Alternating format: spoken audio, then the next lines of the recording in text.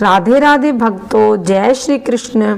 हिंदू धर्म में एकादशी तिथि को बहुत ही महत्वपूर्ण और पवित्र माना जाता है। साधकों द्वारा प्रभु श्री हरि की कृपा प्राप्त करने के लिए एकादशी का व्रत किया जाता है। व्रत कथा के बिना कोई भी व्रत अधूरा माना जाता है।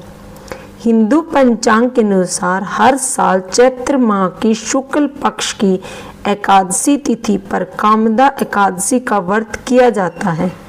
माना जाता है कि इस व्रत को करने से साधक की सभी मनोकामनाएं पूर्ण हो सकती हैं, साथ ही भक्तों के कष्टों का भी निवारण होता है।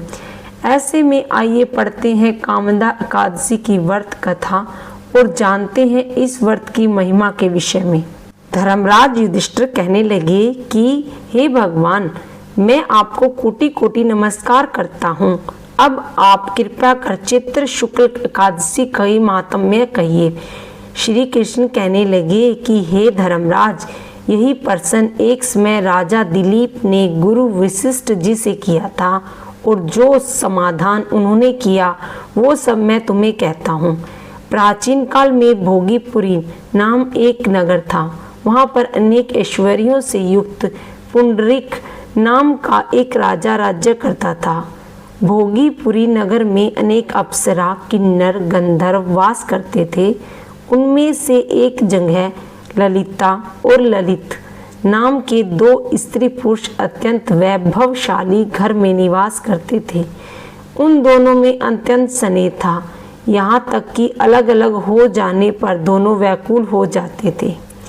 एक समय की बात है कि पुंडरीक की सभा में अन्य गंधर्वों सहित ललित भी गान कर रहा था।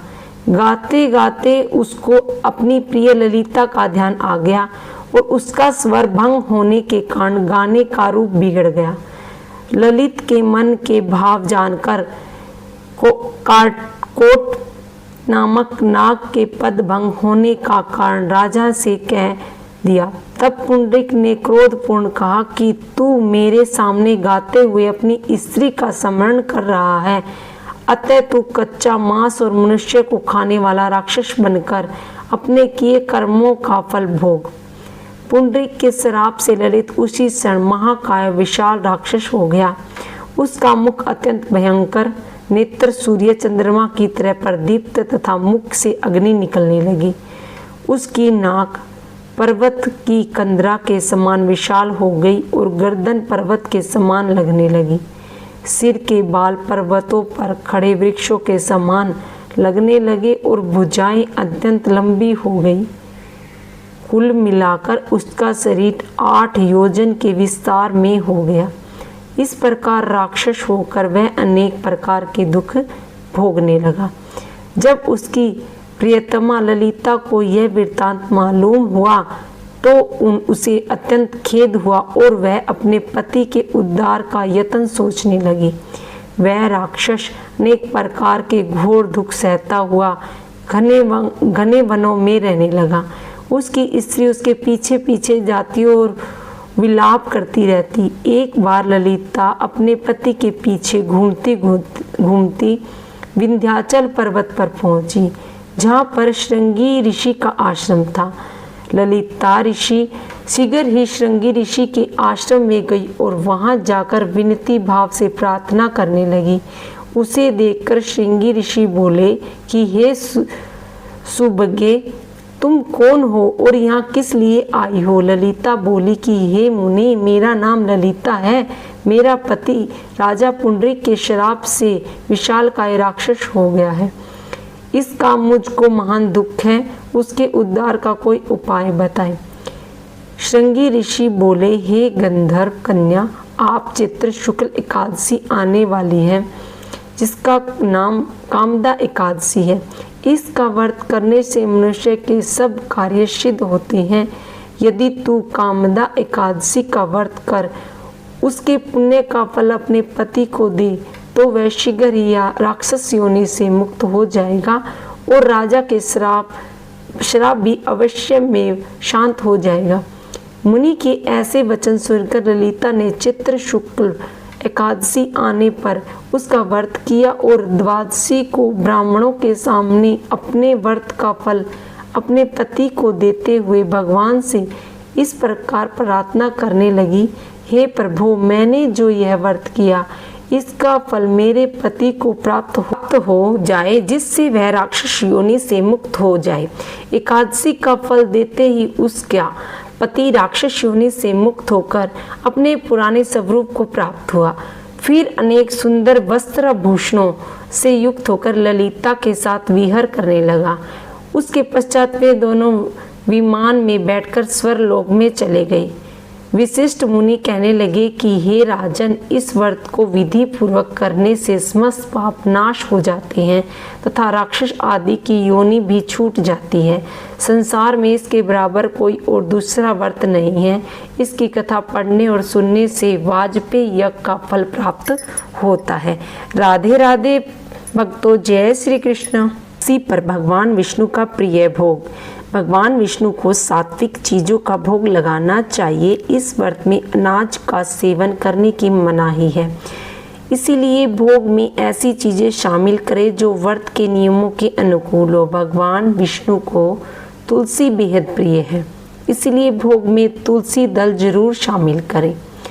फल क्या हो? भगवान विष्णु को ताजे व ऋतु फल जैसे केला, आम, अंगूर, खरबूजा और तरबूज आदि चीजें अर्पित करें। मेवे में सूखे मेवे जैसे बादाम, काजू, किशमिश, पिस्ता आदि भी भोग में शामिल कर सकते हैं। पिंजरी और मिठाइयाँ, घर में बनी धनिये की पिंजरी और मिठाइयाँ जैसे पेड़ा, बर्फी, नारियल के लड्डू भी भोग में शामिल किए जा सकते हैं। पंचामृत क्या हो? पंचामृत भगवान विष्णु को अर्पित करना बेहद शुभ माना जाता है। कामदा एकादशी व्रत का धार्मिक महत्व।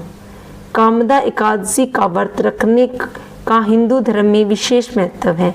ऐसी मान्यता है कि इस व्रत को करने से सभी पापों से मुक्ति मिलती है।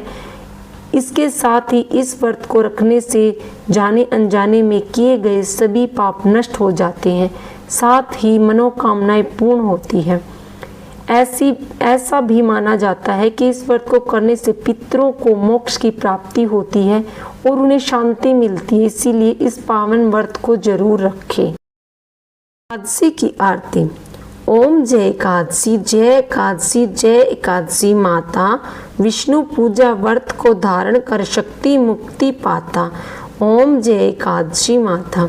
तेरो नाम गिनाओ देवी, भक्त प्रदान करनी, गण गौरव की देनी माता, शास्त्रों में वर्णी। ओम जय एकादशी माता। मार्गशीर्ष में कृष्ण पक्ष में उत्पन्ना, विश्व तारिणी जन्मी, शुक्ल पक्ष में हुई मोक्षदा मुक्तिदाता बन आई। ओम जय एकादशी माता।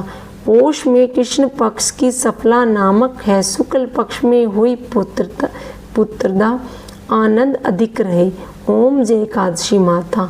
नाम सठ तिला माघ मास में कृष्ण पक्ष में आवे, शुक्ल पक्ष में जया कहावे, विजय सदा पावे। ओम जय एकादशी माता। विजया फागुन कृष्ण पक्ष में शुक्ला आमलकी, पाम मोचनी कृष्ण पक्ष में चित्र महाबली की। ओम जय एकादशी माता।